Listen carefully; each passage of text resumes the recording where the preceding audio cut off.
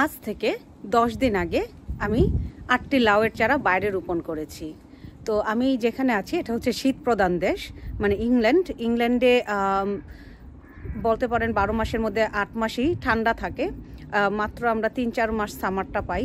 তো আমি মে মাসে কিছু লাউয়ের চারা দিয়েছিলাম, মানে 10 দিন আগে আমি লাউয়ের চারা রোপণ করেছিলাম। তো এখনও প্রচণ্ড বাইরে ঠান্ডা। তো চলুন তাহলে দেখে আসি আমার লাউয়ের চারাগুলোর অবস্থা কি, কারণ অনেক দিন ধরে আপডেট দেওয়া হয়নি এই লাউয়ের চারাগুলোর। এগুলো কি ঠান্ডায় বাইরে ঠিক আছে নাকি নষ্ট হয়ে গেছে, আজকে সেটি আমি আপনাদের সাথে শেয়ার করব। তো অনেকেই আমরা যেটা করি, মূলত ঠান্ডা প্রধান দেশে, শীত প্রধান দেশে আমরা ঘরেই বীজ থেকে চারা তৈরি করে সেই চারাগুলোকে সামার আসার কয়েকটা দিন আগে বাইরে রোপণ করি। তো আমিও সেরকমই বীজ থেকে চারা তৈরি করেছি ঘরে। তো তারপর আমি এই মের মিডলে আমি দিয়েছিলাম এই চারাগুলোকে বাইরে। তো আজকে হচ্ছে মে মাসের 30 তারিখ।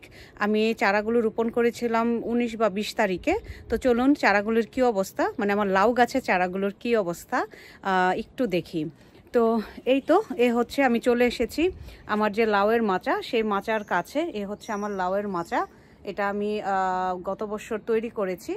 তো এখানেই আমি আমার লাউয়ের চারা, চালকুমড়ার চারা, সব ধরনের যে লতানো জাতীয় গাছ সেগুলো রোপণ করে থাকি। তো এই যে দেখুন এখানে আমি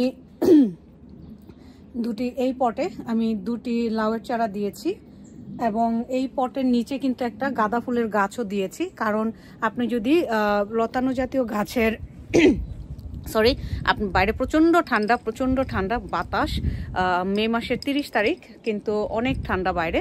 তো আপনি যদি যে কোনো সবজি গাছের সাথে ফুলের গাছ দেন তাহলে কিন্তু ভ্রমরা আসে এবং পরাগায়নে অনেকটা সুবিধা হয়। তো একটু খেয়াল করলে দেখবেন, এই যে দেখুন আমার লাউ গাছগুলো, যে 10 দিন আগে আমি একটা ভিডিও শেয়ার করেছিলাম, আপনাদেরকে দেখিয়েছিলাম এবং লাইভে এসেও দেখিয়েছি যে আমি লাউয়ের চারাগুলো রোপণ করছি।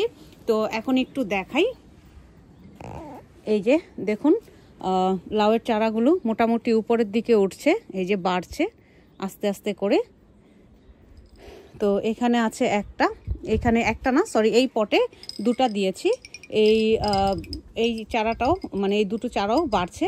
সাথে আরেকটা আশ্চর্য করা ব্যাপার দেখলাম আমি, এই যে দেখুন এখানে মনে হয় বীজ পড়েছিল, সেখান থেকে আরেকটি লাউয়ের চারা উঠছে, এবং এই ঠান্ডার মধ্যেই লাউয়ের চারা উঠছে, যেটা আমি খুব অবাক হয়ে গেছি যে এত ঠান্ডা বাইরে আমি চারা দিয়েছি সেই টেনশনেই শেষ, এত বড় চারা করে যে গাছগুলো বাঁচবে কিনা। সেখানে আমি দেখতে পেলাম এই যে মাটিতে বীজ থেকে ছোট্ট একটি চারা উঠছে। তো এটা আমার জন্য একটা বোনাস বলতে পারেন, মানে আমি খুব খুশি, এইমাত্রই খেয়াল করলাম। তো এই যে লাউ গাছে ফুল চলে আসছে, একটু খেয়াল করলে দেখবেন এই যে কলি চলে এসেছে। তো এখানে আছে আরও 2টি, এই যে এই পাশে। তো এখানেও গাঁদা ফুলের চারা দিয়েছিলাম, কিন্তু স্লাগ স্নেল এসে এরা খেয়ে যাচ্ছে। কিছু করার নেই, কি আর করবো, এদের খাদ্য এরা খাবেই, এদেরকে তো আর আটকে রাখতে পারবো না। তো এখানেও 2টি চারা দিয়েছিলাম, চারা 2টি অবশ্য ছোট ছিল, বাট এখন দেখতে পাচ্ছি কিছুটা বেশ বড় হয়েছে। তো এই পাশেও আরও 2টি লাউয়ের চারা আছে, এই যে এই পটেও দিয়েছি 2টি চারা। তো এগুলোকে একটু ভালোভাবে আমি আজকে যেটা এখানে এসে দেখলাম, আমিও 10 দিন আর আসিনি, মানে চারাগুলো রোপণ করার পর আমি আর বাইরে আসিনি। তো আজকেই আসলাম। এখন আমার কাছে মনে হচ্ছে যে এগুলোকে একটু ভালোভাবে আটসাট করে বেঁধে দিতে হবে, প্লাস যেটা করতে হবে সেটা হচ্ছে এগুলোর জন্য ভালো আরেকটা, মানে আরেকটু মাচাটা ঠিক আছে, বাট আমার মনে হয় আরেকটু লাঠি ছটা দিয়ে আশেপাশে একটু খুঁটি গেড়ে দিতে হবে। তো এই তো আমি 10 দিন আগে লাউয়ের চারা রোপণ করেছিলাম, তো সেই চারাগুলোর আপডেট আপনাদের সাথে আজকে শেয়ার করলাম। আজকে মে মাসের 30 তারিখ। তো মোটামুটি এরা আছে, ঠিক আছে, দেখতে পাচ্ছি।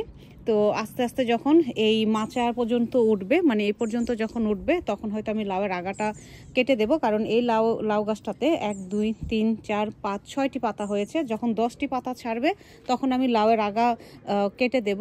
এটা অবশ্য কাটা যায়, কিন্তু এখন আর দিচ্ছি না, আগে একটু মাচাটা ছোঁয়ার পরে তারপর হয়তো আমি এদের আগাগুলো কেটে দেব, এখন কাটছি না। তো ফুল চলে এসেছে, যেটা খুবই মানে খুশির খবর। এই যে এখানেও এই গাছেও দেখতে পাচ্ছি, এই যে দেখুন কত ফুল চলে এসেছে, প্রত্যেকটি পাতার কিনারে কিনারে ফুল, যেটা আমার জন্য খুবই একটা খুশির খবর, আমার জন্য এবং আমার লাভলি ভিউয়ার্সদের জন্য। তো এই ছিল আমার আজকের লাউ গাছের আপডেট। তো এই মাচাটাকে এবার আমি একটু সুন্দর করে সাজাবো, মানে একটু ডেকোরেশন করব ইচ্ছা আছে। এই যে অলরেডি এখানে কিছু জিনিস দিয়ে ডেকোরেশন করেছিলাম, বাতাসে এদিক সেদিক চলে গেছে। তো এবছর আমি আমার মাচাটাকে একটু সাজাবো, কিছু ডেকোরেশনের জিনিস কিনেছি, সময় পাচ্ছি না, আর বাইরে প্রচণ্ড ঠান্ডা বৃষ্টি, সেজন্য আসা হচ্ছে না। তো থ্যাংক ইউ বন্ধুরা, এই হচ্ছে আমার 8টি লাউ গাছের আপডেট, মানে বাইরে অলরেডি রোপণ করে দিয়েছি সেই 8টি লাউ গাছের আপডেট। পরবর্তীতে আমি আবারও আপডেট দেব, আপনাদের সাথে আপডেট শেয়ার করব এবং কিভাবে যত্ন করি সেটাও শেয়ার করব। ধন্যবাদ।